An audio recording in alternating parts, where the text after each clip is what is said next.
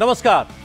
जम्मू कश्मीर में आर्टिकल 370 खत्म होने के बाद पहली सरकार बनने की प्रक्रिया शुरू हो गई है। उमर अब्दुल्ला कश्मीर के मुख्यमंत्री होंगे।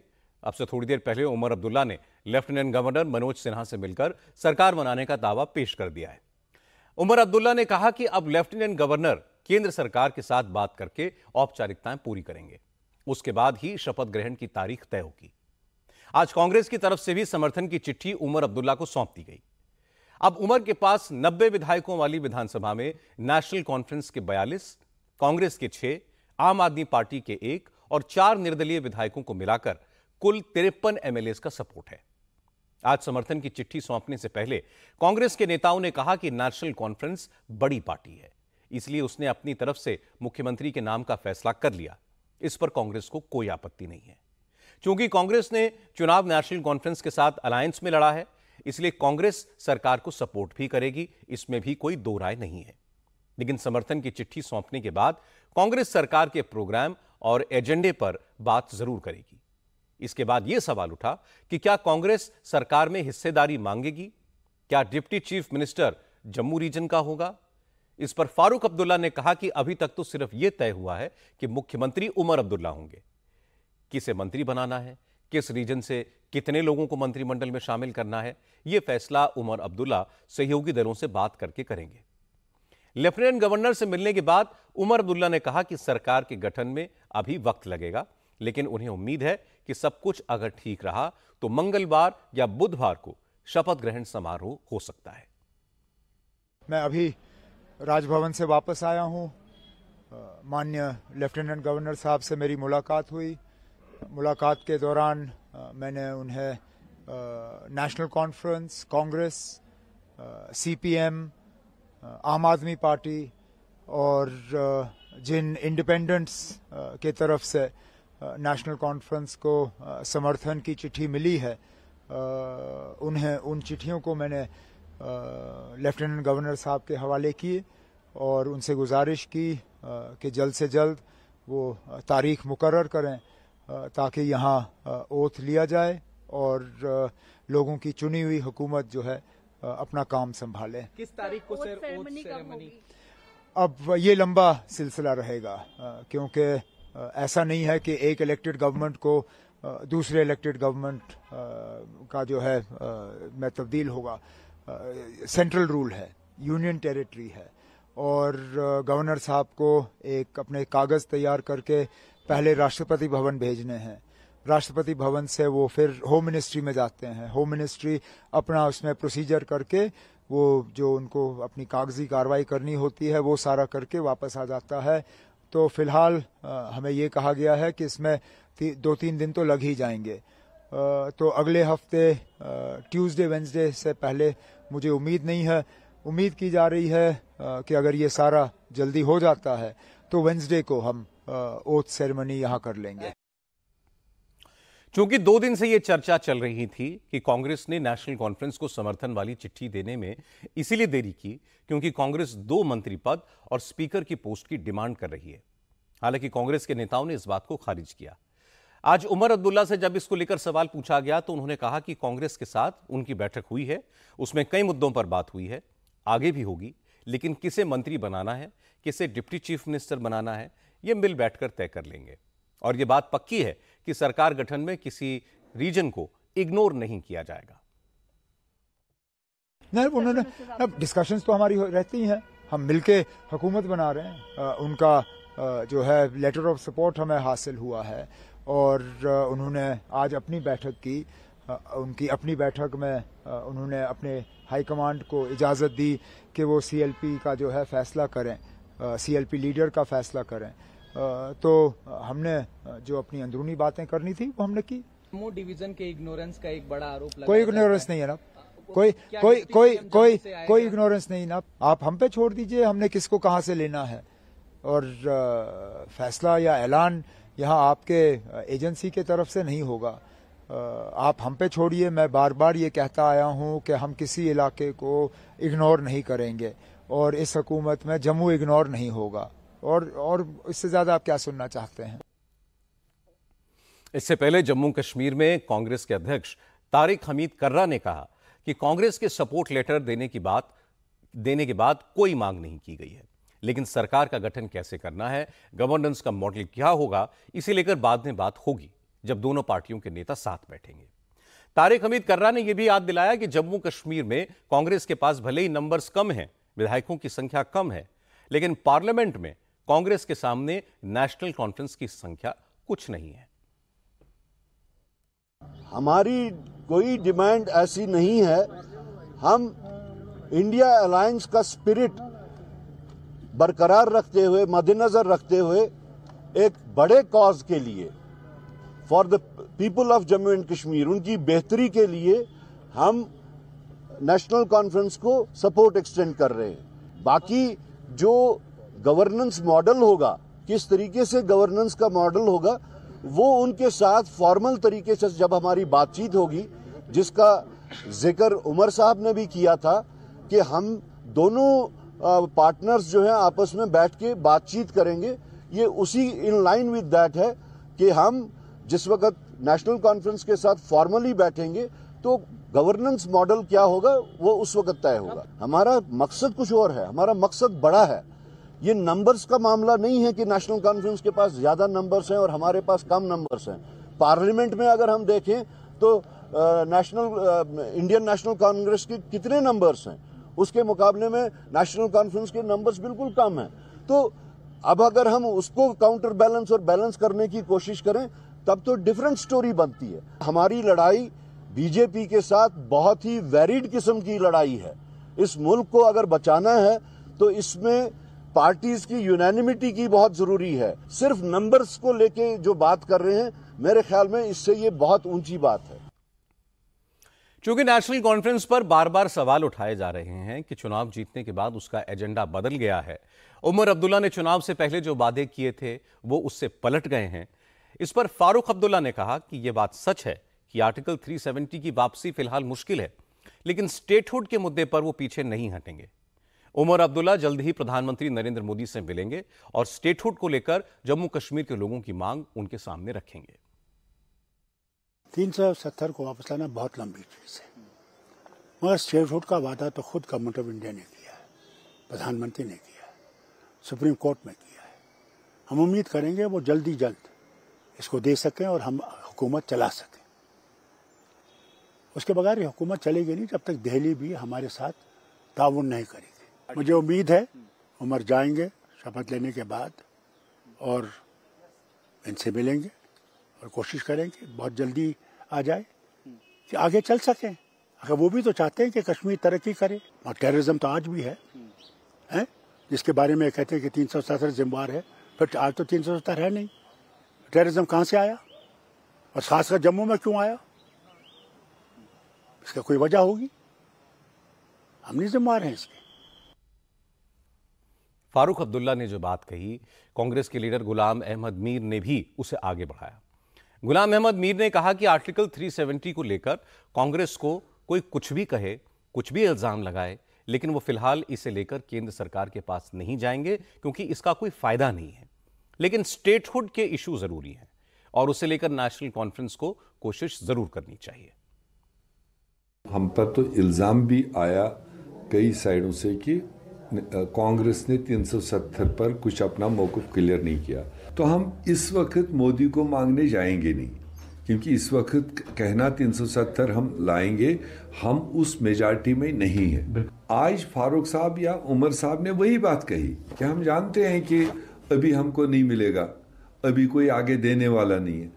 तो यही चीज़ तो हमने अपने तरीके से कहा था कि उसको बाद में देखा जाएगा, या जम्मू कश्मीर को कैसे प्रोटेक्ट करना है वो बाद में देखेंगे जब हम पावर में आएंगे। हमने ये जो चुनाव लड़ा एक एजेंडे पर लड़ा। सबसे पहला जो हमारा एजेंडा होगा वो रेस्टोरेशन ऑफ स्टेट होगा। अब जो नुमाइंदे हैं, खासकर मेजॉरिटी पोर्शन, रूलिंग पोर्शन जो बनेगा, उनकी जिम्मेदारी बनती है कि एज अर्ली एज पॉसिबल अपनी कोशिश करें। और Narendra Modi prime minister committed है, उसने तो जम्मू के चुनाव कैंपेन में कहा है कि स्टेट मैंने देना है, हमारी कमिटमेंट है। और इलेक्शन के बाद हमने पहले ही बोला है, अब इलेक्शन हो चुका है, तो हमने तो कल भी डिमांड किया है कि प्राइम मिनिस्टर को चाहिए अब इंतजार ना करें कि पहले हम रेजोल्यूशन यहां से मूव करें। जम्मू कश्मीर में सरकार के गठन में कोई दिक्कत नहीं होगी। कांग्रेस के हाथ में ज्यादा कुछ है भी नहीं, क्योंकि उमर अब्दुल्ला के पास कांग्रेस के बगैर भी बहुमत से ज्यादा विधायकों का सपोर्ट है। इसलिए उम्मीद करनी चाहिए कि बुधवार तक जम्मू कश्मीर में उमर अब्दुल्ला की लीडरशिप में नई सरकार बन जाएगी। लेकिन अब सरकार के पास वो इख्तियार नहीं होंगे जो 2019 से पहले होते थे। हरियाणा में भी शपथ ग्रहण की तैयारियां शुरू हो गई हैं, लेकिन शपथ ग्रहण कब होगा इसका ऐलान नहीं किया गया है। हरियाणा में बीजेपी की लगातार तीसरी बार सरकार बनने के मौके पर बीजेपी एक बड़ा कार्यक्रम करेगी। शपथ ग्रहण परेड ग्राउंड में होगा। हरियाणा के हर जिले से कार्यकर्ताओं को बुलाया जाएगा।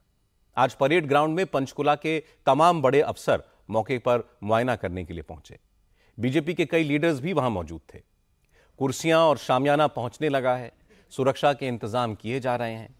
पहले यह खबर आई थी कि हरियाणा में नई सरकार का शपथ ग्रहण 12 अक्टूबर को दशहरे के दिन हो सकता है, लेकिन आज नायब सिंह सैनी ने कहा कि चुनाव कैंपेन के दौरान उन्होंने वादा किया था कि 25,000 नौजवानों की भर्ती का रिजल्ट कोड ऑफ कंडक्ट के कारण रुका हुआ है। चुनाव के बाद जब रिजल्ट जारी हो जाएगा उसके बाद ही बीजेपी नई सरकार बनाएगी, इसलिए वो अपना वादा पूरा करेंगे। कल रिजल्ट जारी हो जाएगा, उसके बाद पार्टी हाईकमान जिसका नाम तय करेगा उसके नेतृत्व में शपथ ग्रहण होगा। कि हमारी सरकार का कमिटमेंट है, आदरणीय मोदी जी के तत्वाधान में जो सरकार पिछले 10 वर्षों से गति से हरियाणा प्रदेश का काम कर रही है, हम बिना पर्ची बिना खर्ची के हरियाणा के युवाओं को नौकरी देने का काम निरंतर हमारी सरकार जारी रखेगी। और भी बहुत सारे ऐसे साधन हैं जिनके ऊपर हम युवाओं को आगे बढ़ाने का निरंतर हमारी डबल इंजन की सरकार काम करती रहेगी। चाहे वो इंडस्ट्रीज को लेकर के बात है, मेक इन इंडिया है, स्टार्टअप इंडिया है, या प्रधानमंत्री मुद्रा बैंक योजना के माध्यम से हम युवाओं को आगे बढ़ाने का काम हमारी सरकार निरंतर वो करती रहेगी, ताकि युवाओं को पैरों पे खड़ा किया जाए और पैरों पे खड़ा करके उनको कहीं न कहीं वो अपने परिवार को आगे बढ़ा सके। बीजेपी ने चुनाव नायब सिंह सैनी की लीडरशिप में लड़ा। चुनाव जीतने के बाद प्रधानमंत्री नरेंद्र मोदी ने नायब सैनी की खुलकर तारीफ की। इसलिए यह तो करीब करीब तय ही है कि नायब सैनी ही हरियाणा के अगले मुख्यमंत्री होंगे। अब सिर्फ शपथ ग्रहण की तारीख तय होना बाकी है। महाराष्ट्र में भी अगले महीने चुनाव हो सकते हैं, इसलिए महाराष्ट्र की सियासत में भी हलचल शुरू हो गई है। चुनाव से ऐन पहले शिंदे सरकार ने पिछड़े वर्ग और मुसलमानों के लिए बड़ा फैसला किया। एकनाथ शिंदे की सरकार ने 16 प्रस्तावों पर मंजूरी दे दी। कैबिनेट ने नॉन क्रीमी लेयर की सीमा 8 लाख से बढ़ाकर 15 लाख करने का प्रस्ताव पास कर दिया। अब यह प्रपोजल केंद्र सरकार को भेजा जाएगा।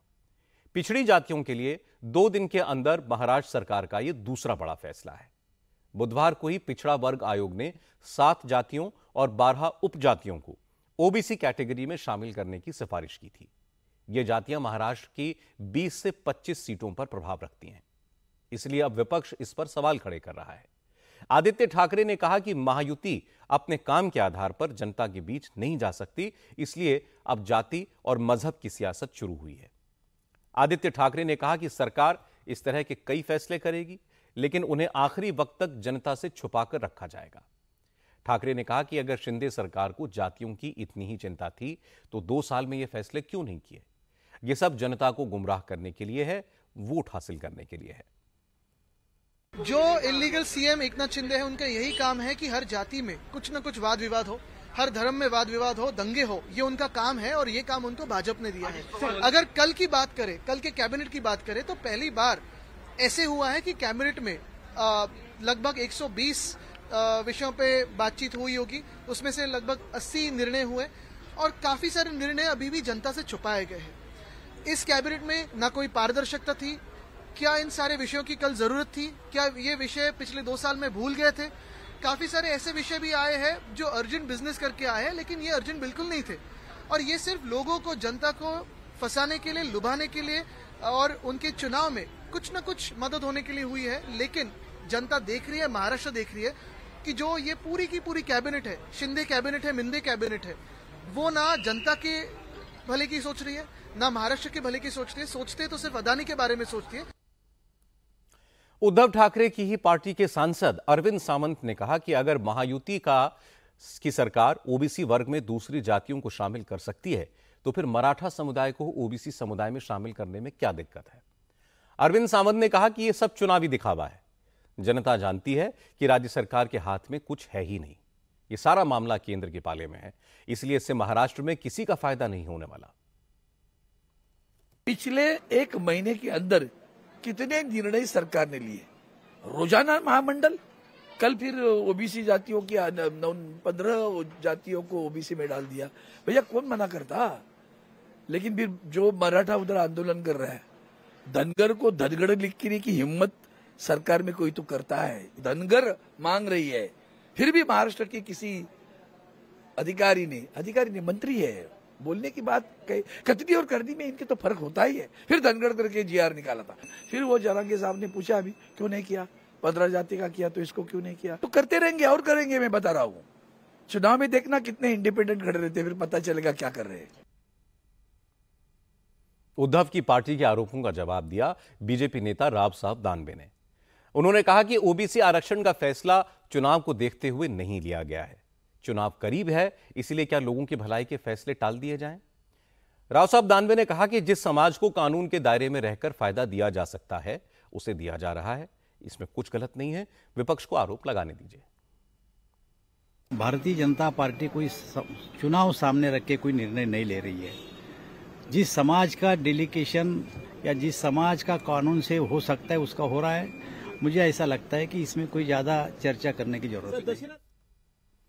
इसके बाद कांग्रेस ने सरकार के फैसले पर निशाना साधा। विजय वडेट्टीवार ने कहा कि ओबीसी की क्रीमी लेयर बढ़ाने का फायदा अमीरों को होगा, गरीब पिछड़ा वर्ग के लोगों को इससे नुकसान ही होगा। सरकार का यह फैसला चुनावी है। उन्होंने अभी इसे केंद्र सरकार के पास भेजा है। अब केंद्र सरकार चुनाव तक इसे दबाकर बैठ जाएगी। चुनाव है करके उन्होंने प्रयास किया है, पर इससे आम आदमी का क्या फायदा होने वाला है? इसका फायदा जो है आगे चलकर, तो मैं बोलूँगा कि चुनाव के मद्देनज़र जो निर्णय लिया गया है ये इम्प्लीमेंट केंद्र सरकार करता है क्या, उसके बाद में हम प्रतिक्रिया अपनी देंगे। क्योंकि अगर 15 लाख तक की क्रिमिनल की मर्यादा बढ़ती है तो बड़े बड़े लोग जो क्लास 1 ऑफिसर है, सुपर क्लास 1 ऑफिसर है, इनके बच्चे भी इस क्रिमिनल की इसमें फ़ायदा उठाएंगे। तो गरीब जो आदमी है उसके बारे में भी सरकार ने क्या सोचा है ये केंद्र सरकार तय करेगा। ओबीसी नॉन क्रीमी लेयर की सीमा बढ़ाने के फैसले पर पिक्चर क्लियर की छगन भुजबल ने। भुजबल ने कहा कि यह फैसला बहुत जरूरी था। नॉन क्रीमी लेयर की लिमिट कई साल पहले बढ़ाई गई थी। अब सिपाही, चपरासी जैसी सरकारी नौकरियों में लगे ओबीसी वर्गों की तनख्वाह भी इस दायरे के बाहर जा रही है। ऐसे में उनके परिवार को रिजर्वेशन का फायदा नहीं मिलता, इसलिए यह प्रस्ताव लाना जरूरी था। भुजबल ने कहा कि अब फैसला केंद्र को करना है, लेकिन उन्हें लगता है कि मोदी सरकार इस दायरे को कुछ ना कुछ जरूर बढ़ाएगी। 8 लाख रुपया जो है, ये जो सीमा थी कई साल पहले हुए। अब जो है सादा बेचारा हमारा सिपाही है, काम करता है, प्यून, उसका भी जो महंगाई से पगार इतना बढ़ गया है। अब वो भी जो 8 लाख के ऊपर कभी कभी जाता है। अब उसको, उसके लड़कों और लड़की को भी जो है आरक्षण का फायदा नहीं मिलता हो तो हम क्या करें? ओबीसी की क्रीमी लेयर बढ़ाने का प्रस्ताव तुरंत लागू नहीं होगा, इसके लिए केंद्र की मंजूरी जरूरी है। लेकिन इसके अलावा एकनाथ शिंदे की सरकार का एक और फैसला है जिससे विरोधी दल परेशान है। सरकार ने महाराष्ट्र के मदरसों में पढ़ाने वाले टीचर्स की सैलरी 3 गुना तक बढ़ा दी है। मदरसों के पढ़ाने वाले डीएड टीचर्स की सैलरी अब 6,000 के बजाय 16,000 होगी। बीएड टीचर्स को हर महीने 8,000 रुपए के बजाय 18,000 रुपए मिलेंगे। कल कैबिनेट की बैठक में मुसलमानों के लिए काम करने वाले मौलाना आजाद फाइनेंशियल कॉरपोरेशन की वर्किंग कैपिटल को 700 करोड़ से बढ़ाकर 1,000 करोड़ रुपया कर दिया गया। चूंकि मामला मुसलमानों से जुड़ा है, इसलिए महाविकास अघाड़ी के नेता खुलकर इसका विरोध नहीं कर पा रहे हैं। कांग्रेस नेता नसीम खान ने फैसले का स्वागत तो किया, लेकिन साथ ही सरकार की नीयत पर सवाल उठाए। नसीम खान ने कहा कि सरकार ने इतने बरसों तक मुसलमानों को परेशान किया और चुनाव के पहले अचानक मुसलमानों की इतनी फिक्र क्यों हो गई?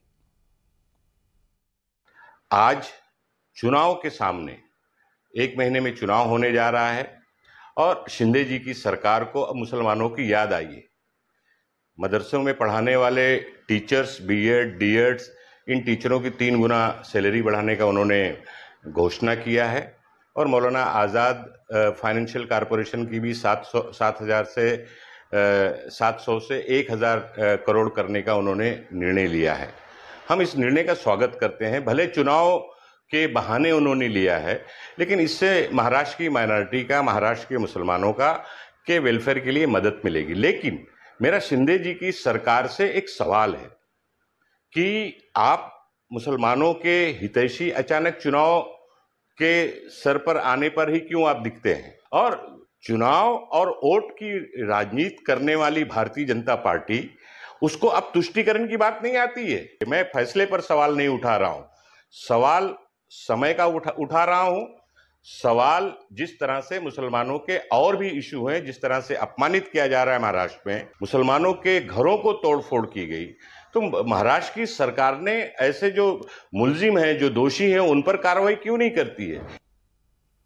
इसके बाद एआईएमआईएम के नेता वारिस पठान ने भी इसी लाइन पर शिंदे सरकार पर आरोप लगाया।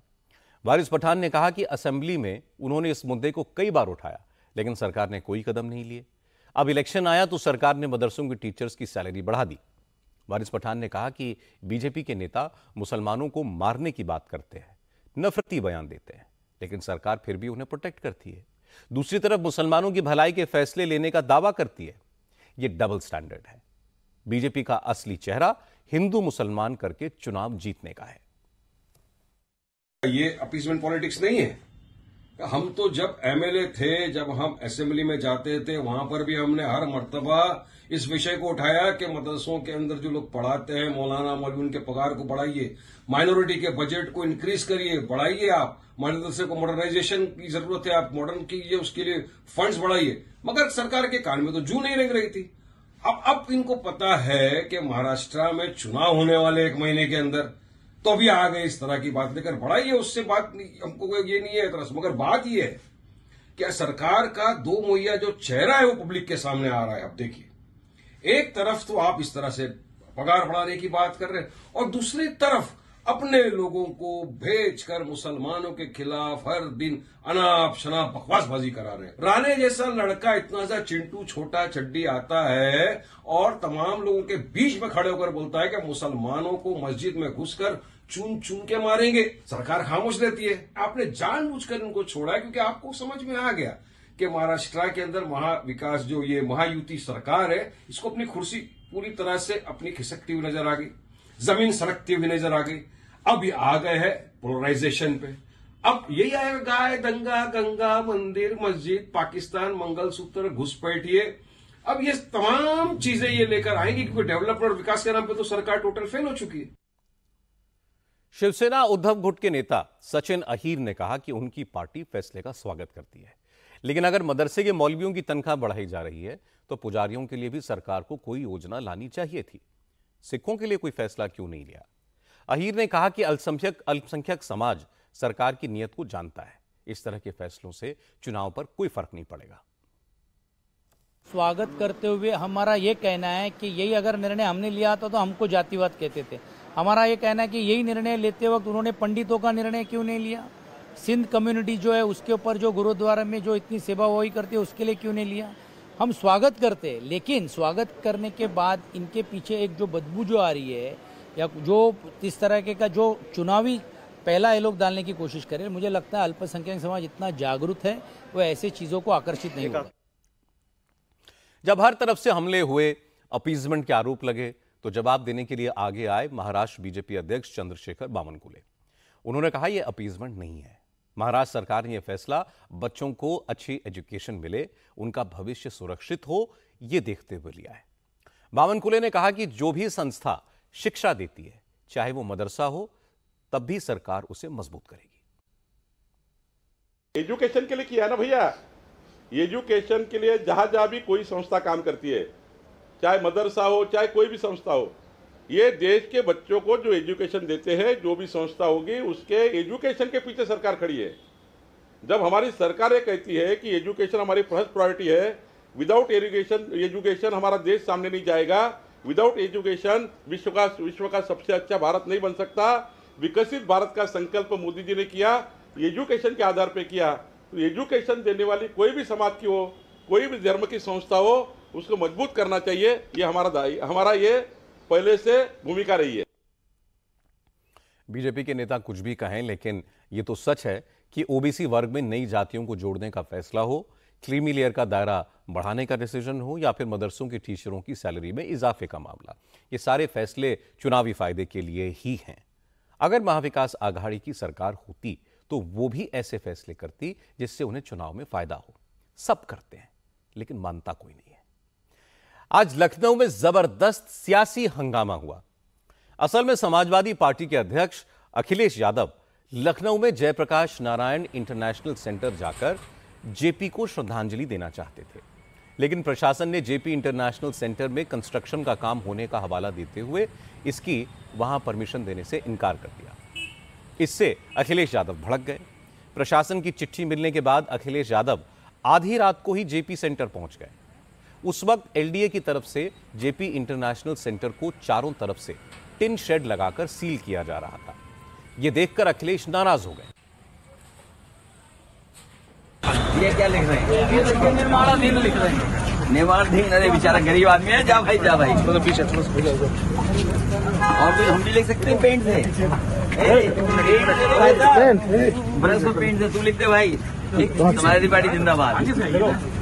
कोई तो लिख दे समाजवादी पार्टी जिंदाबाद। रात में जयप्रकाश नारायण इंटरनेशनल सेंटर के गेट पर टिन शेड लगाने को लेकर अखिलेश यादव ने प्रशासन पर हमला बोला। वहां मौजूद पुलिस अधिकारियों से अखिलेश ने कहा, आखिर उन्हें कितने दिन तक रोक पाएंगे? ठीक है, देखते कब तक खड़े रहोगे आप। 6 महीने के 1 साल हैं? ठीक है सीओ साहब। आखिरकार समाजवादी पार्टी के कुछ वर्कर्स ने टिन शेड पर समाजवादी पार्टी जिंदाबाद लिख ही दिया। इसके बाद अखिलेश यादव ने कहा कि टिन शेड लगाकर योगी सरकार कुछ छुपाना चाहती है। अखिलेश ने पूछा कि आखिर लोकनायक को श्रद्धांजलि देने में क्या दिक्कत है। अखिलेश यादव ने पूछा कि क्या योगी सरकार इस सेंटर को किसी को बेचने वाली है? क्या इसीलिए इतनी रोक टोक हो रही है? टिन शेड लगा करके सरकार कुछ तो छिपाना चाहती होगी। टिन शेड आखिरकार क्यों? किसी महापुरुष का सम्मान क्यों नहीं करने दे रहे? अगर किसी की जयंती पर, और वो भी समाजवादी महान नेता जयप्रकाश नारायण जी की जयंती पर, और ये कोई पहली बार नहीं हो रहा है। हर वर्ष जयप्रकाश जयंती के दिन समाजवादी लोग यहाँ इकट्ठे होते थे, उनका माल्यार्पण करते थे, सम्मान के लिए यहाँ पर आते थे, अपने विचार रखते थे। ये टिन शेड लगा करके सरकार आखिरकार क्या छिपाना चाहती है? कहीं ऐसा तो नहीं कि बेचने की तैयारी हो, किसी को देना चाहते हो? ये तो थी रात की बात। इसके बाद अखिलेश यादव आज सुबह फिर जेपी इंटरनेशनल सेंटर जाकर जयप्रकाश नारायण को श्रद्धांजलि देने की तैयारी में थे, लेकिन पुलिस ने रात में ही उनके घर के चारों तरफ बैरिकेड लगा दिए। जैसे ही इसकी जानकारी समाजवादी पार्टी के नेताओं को मिली तो हजारों कार्यकर्ता वहां पहुंच गए। नारेबाजी होने लगी। बहुत देर तक हंगामा होता रहा, लेकिन पुलिस के भारी बंदोबस्त के कारण ये लोग अखिलेश यादव के घर तक नहीं पहुंच पाए।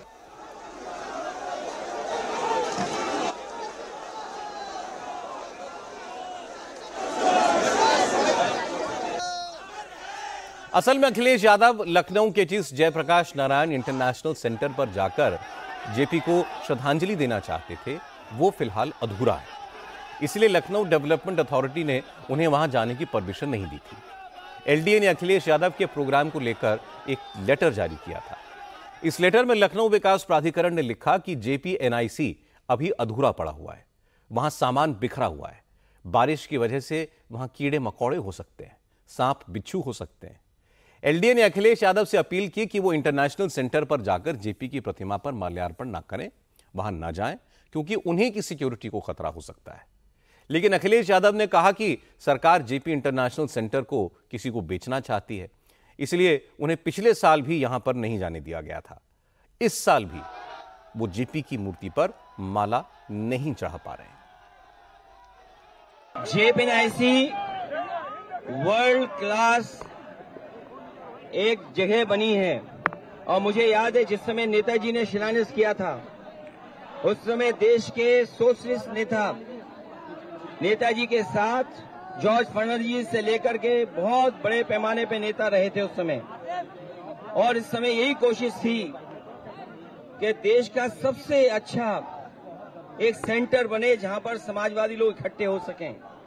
और जिस तरीके से इंडिया हैबिटेट सेंटर बना है उससे भी अच्छा या उससे बेहतर बने। तो आज के समय पर जो मॉडर्न जितना भी इंफ्रास्ट्रक्चर हो सकता था जेपीएनआईसी के अंदर दिया गया है। स्पोर्ट्स सेंटर भी है, कॉन्फ्रेंस हॉल भी है, पार्किंग स्पेस भी है और लोहिया पार्क से मिलकर के इसलिए बनाया गया जिससे दोनों समाजवादी नेताओं का आपस में एक जगह ही हम लोग सम्मान दे सकें। लेकिन इस सरकार ने जानबूझ करके उसको रोका है और साजिश ये है कि ये वर्ल्ड क्लास जो बिल्डिंग बनी है उसको बेच दिया जाए, क्योंकि ये सरकार बेच करके लाभ लेना चाहती है। समाजवादी पार्टी प्रमुख अखिलेश यादव के आरोपों का जवाब यूपी सरकार के मंत्री जयवीर सिंह ने दिया। जयवीर सिंह ने कहा कि बंद पड़ी इमारतों में माल्यार्पण की अनुमति नहीं दी जा सकती। उन्होंने कहा कि 2017 के बाद वहां कोई कंस्ट्रक्शन नहीं हुआ। अगर जेपी सेंटर में कोई करप्शन हुआ है तो अखिलेश यादव के कार्यकाल में ही हुआ है। चूंकि वो बंद पड़ा है, जेपीएनआईसी बंद है वो बिल्डिंग, तो वहाँ सुरक्षा कारणों से वहाँ बंद पड़ी बिल्डिंग में अनुमति चूंकि माल्यार्पण की नहीं दी। यहाँ विकास प्राधिकरण ने, लखनऊ विकास प्राधिकरण ने कल ही अवगत करा दिया था अखिलेश जी को माल्यार्पण का किया जाना सुरक्षा कारणों से कतई उचित नहीं है, इसलिए अनुमति देने से इनकार कर दिया था एलडीए ने। जहाँ तक अखिलेश जी भ्रष्टाचार की बात कर रहे हैं तो एनआईसी बिल्डिंग का निर्माण और उस पर किए गए समस्त कार्य अखिलेश जी के मुख्यमंत्रित्व काल के समय के हैं। अगर भ्रष्टाचार हुआ है तो खुद अपनी सरकार पर उंगली उठा रहे हैं। तो उनके ज़माने में वो विकास कार्य हुआ, उनके ज़माने में उस बिल्डिंग का निर्माण हुआ।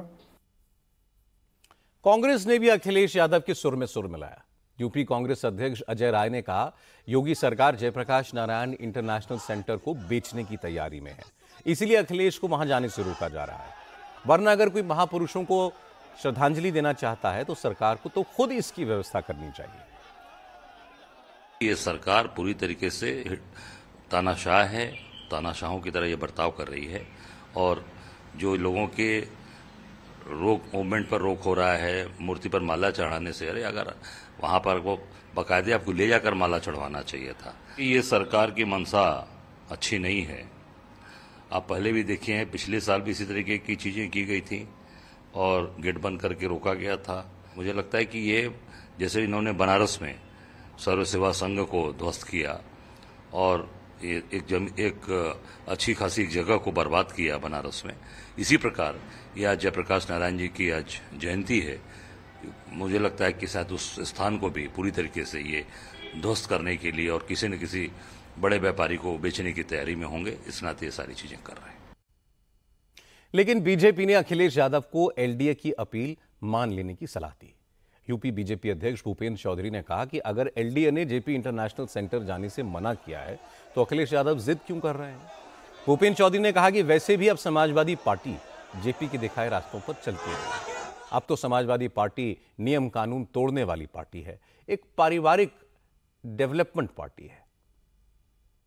उस स्थान को लेकर जिस प्रकार से एलडीए ने वहां आने जाने के लिए प्रतिबंधित कर रखा है और अनावश्यक जिद करना एक राज्य के मुख्यमंत्री रहे व्यक्ति को कहीं ना कहीं शोभा नहीं देता।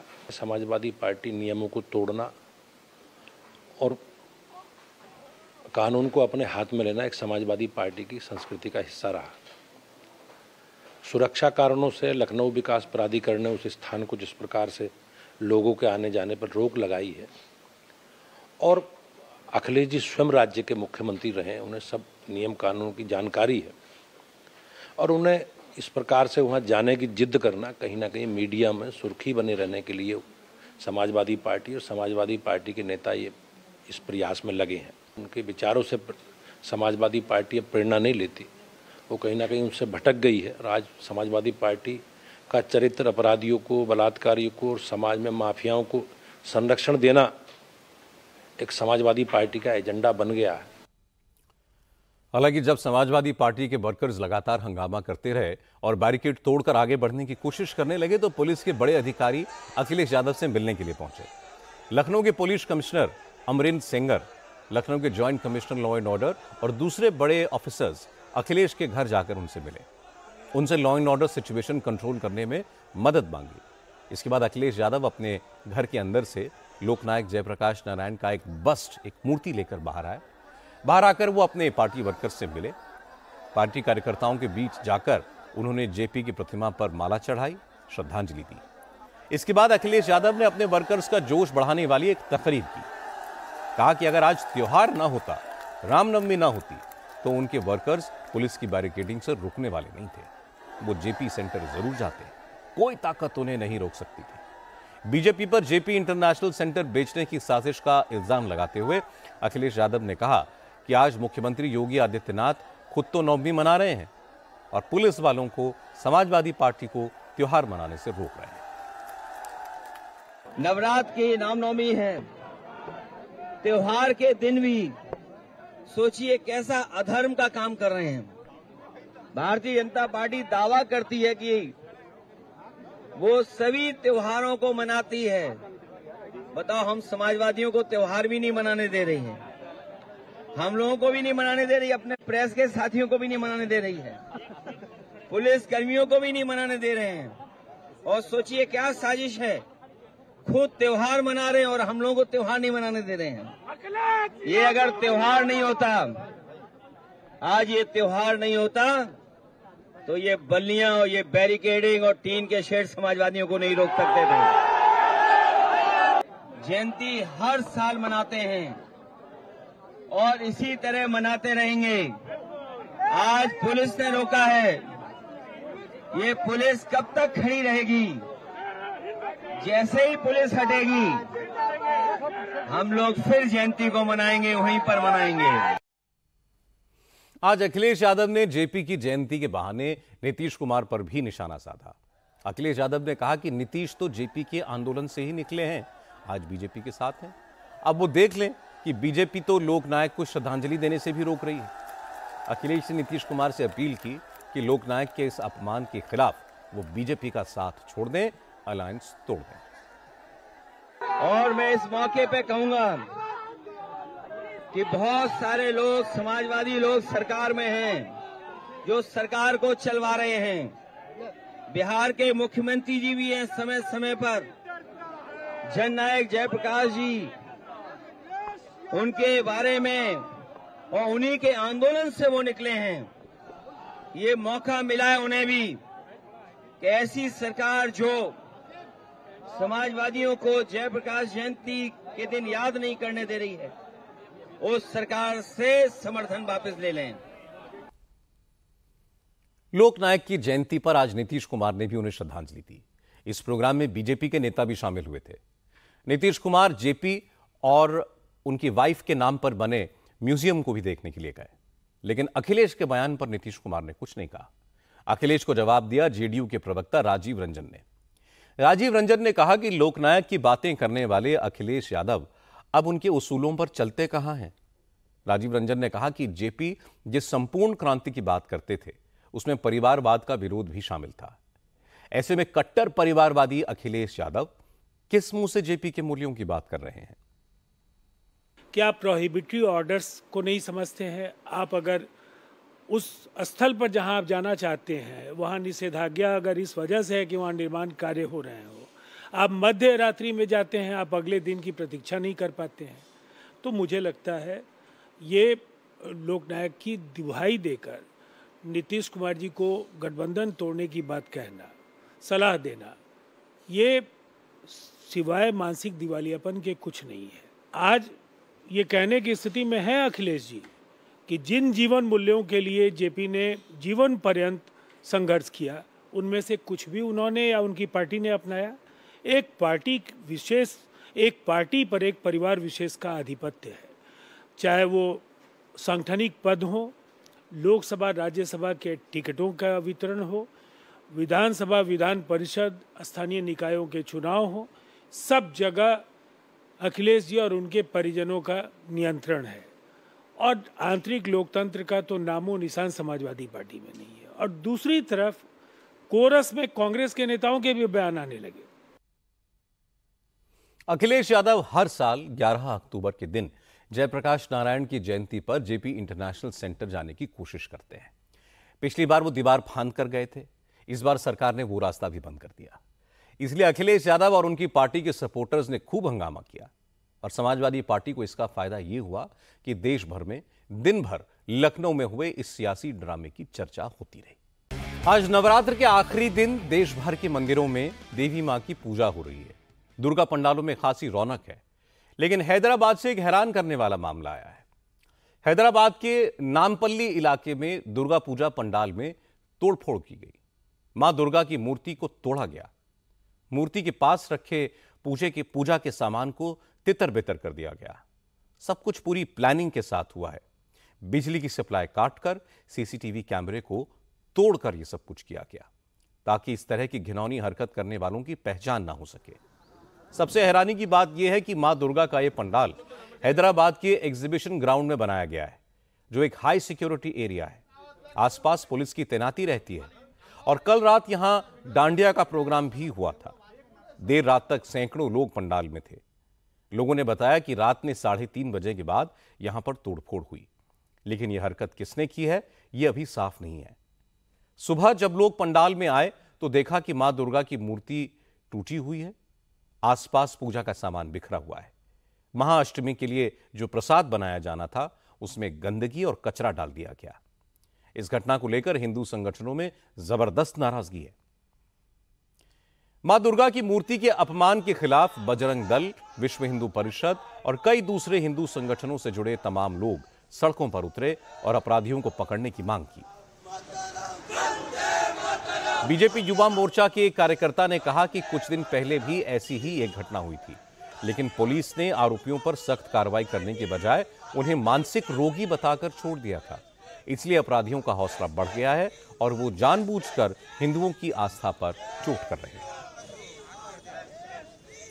चूंकि आज महाअष्टमी और नवमी का दिन था, मूर्ति खंडित हो जाने के बावजूद उसे हटाया नहीं जा सकता था, पूजा रोकी नहीं जा सकती थी। हवन का प्रोग्राम पहले से तय था, इसलिए आयोजकों ने खंडित मूर्ति को जोड़कर मां दुर्गा की प्रतिमा का हाथ रिपेयर करके उस पर चुनरी बांधकर फिर से पूजा पाठ शुरू की। हवन का कार्यक्रम शुरू हुआ। इसी बीच बीजेपी की लीडर और हैदराबाद सीट से लोकसभा का चुनाव लड़ने वाली माधवी लता भी वहां पर पहुंच गई। माधवी लता ने कहा कि कुछ लोग जानबूझकर सनातन आस्था को चोट पहुंचा रहे हैं। ऐसे लोगों को समझ लेना चाहिए कि अब वक्त बदल गया है। अब देवी देवताओं को अपमानित करने के लिए उठे हुए हाथ काट दिए जाएंगे।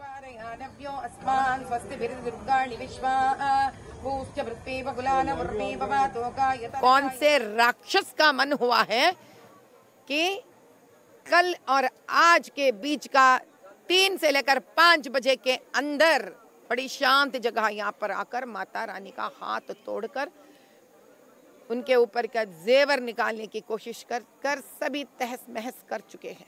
खबरदार जिसने भी ये किया है, ये मत समझना आपने मूर्ति को तोड़कर हमको कमजोर बनाया है, लेकिन मूर्ति को तोड़कर आपने हमारे अंदर शांति को निकाल कर एक क्रोध स्वरूप को ललकारे हैं।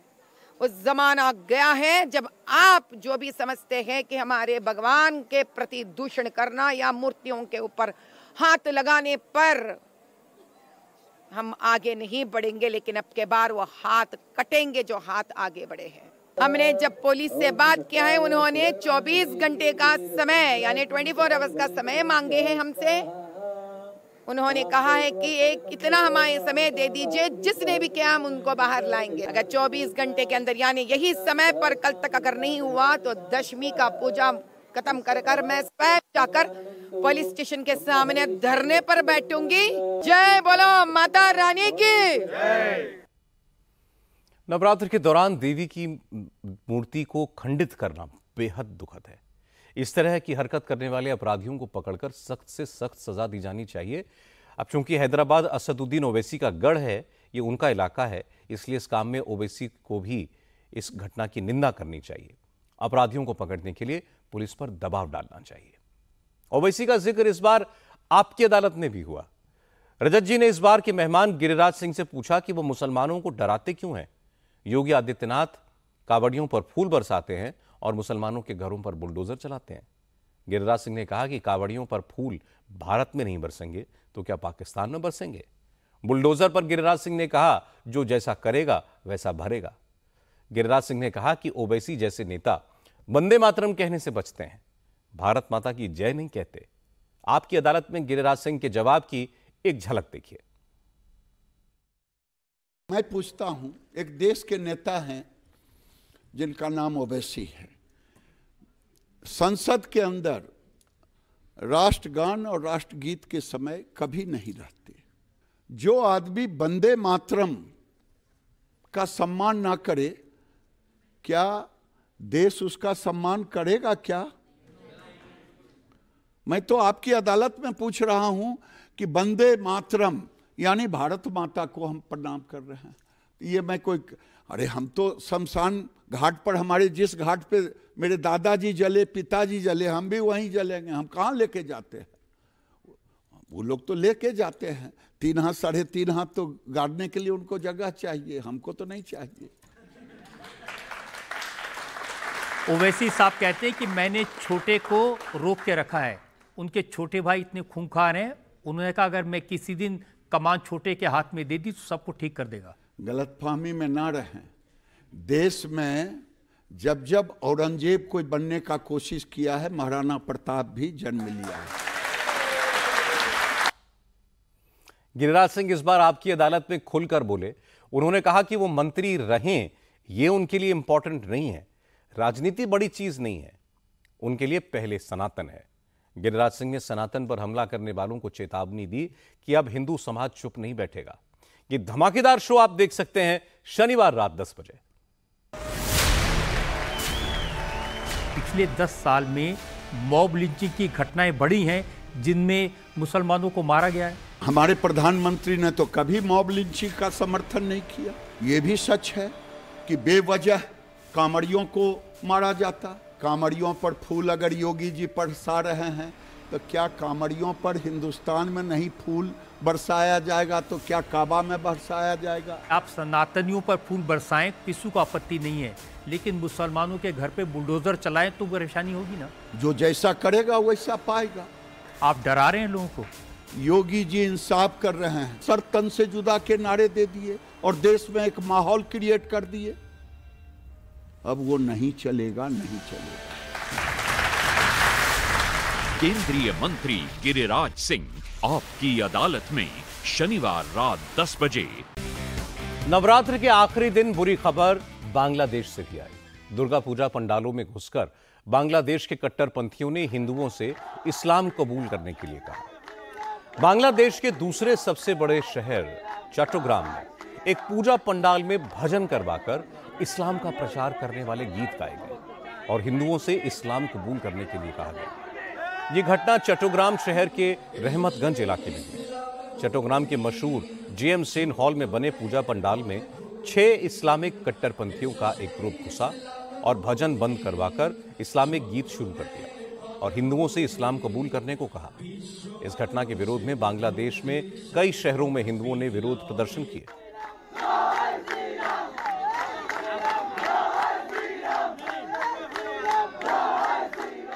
केंद्रीय मंत्री गिरिराज सिंह ने बांग्लादेश में हिंदुओं को टारगेट किए जाने पर चिंता जताई। गिरिराज सिंह ने कहा कि अगर बंटवारे के वक्त ही आबादी की पूरी अदला बदली हो गई होती, सारे हिंदू भारत आ जाते और सारे मुसलमान पाकिस्तान और आज के बांग्लादेश चले जाते तो ये मसला ही नहीं रहता। गिरिराज सिंह ने कहा कि वो हिंदुओं को एकजुट करने के लिए भारत में यात्रा निकालेंगे। हम बांग्लादेश में हो रहे हिंदुओं पे अत्याचार नहीं बर्दाश्त करेगा हिंदुस्तान। जिस दिन से बांग्लादेश की घटना घटी उसी दिन से मेरे मन में था कि अब समय आ गया है हिंदुओं को एक होने करने का, हिंदुओं को एक होने का। नहीं तो ये वोट के सौदागर, जैसे पाकिस्तान में 22% हिंदू आज आधा प्रतिशत पर बच गए। हमारी बेटी मंडप पर से उठ गई, हमारे मकान दुकान ध्वस्त हो गए। हमारे पूर्वजों की भूल हुई कि बंटवारे के समय अगर टोटल मुसलमान चला गया होता पाकिस्तान, तो आज हमारी ये दुर्दशा नहीं होती कि रामनवमी के जुलूस में भी हमें पत्थल खाना पड़ता, चाहे बिहार का बिहार शरीफ हो, चाहे दिल्ली हो, चाहे सावन के कांवड़ यात्रा में। ये दृश्य आखिर क्यों? हमने तो कभी तजिया पर एक पत्थर नहीं फेंका। हम उसी लिए संगठित हिंदू, सशक्त हिंदू, बटोगे तो कटोगे, यही संवाद करने जा रहे हैं। मैं आपको याद दिला दूं कि इस बार आपकी अदालत में गिरिराज सिंह ही रजत जी के मेहमान हैं। बांग्लादेश में हिंदुओं की स्थिति पर, देश में चल रहे बुलडोजर पर, ओवैसी के बयानों पर, कांग्रेस की मुस्लिम अपीजमेंट की पॉलिसी पर और राहुल गांधी की राजनीति पर गिरिराज सिंह ने आपकी अदालत में बेहद खुलकर बात की। गिरिराज सिंह के साथ आपकी अदालत का यह खास प्रोग्राम जरूर देखिएगा कल रात 10 बजे। Please welcome Giriraj Singh. गिरिराज जी, अब जम्मू कश्मीर में फारूक अब्दुल्ला साहब की पार्टी की सरकार बनेगी, उमर अब्दुल्ला मुख्यमंत्री बनेंगे और उन्होंने लोगों से वादा किया कि आर्टिकल 370 को वापस ले आएंगे। राहुल गांधी और फारूक अब्दुल्ला चिल्ला चिल्ला करके भोरे नमाज पढ़ ले, तैयो 370 फिर से नहीं आने वाला। केंद्रीय मंत्री गिरिराज सिंह आपकी अदालत में शनिवार रात 10 बजे।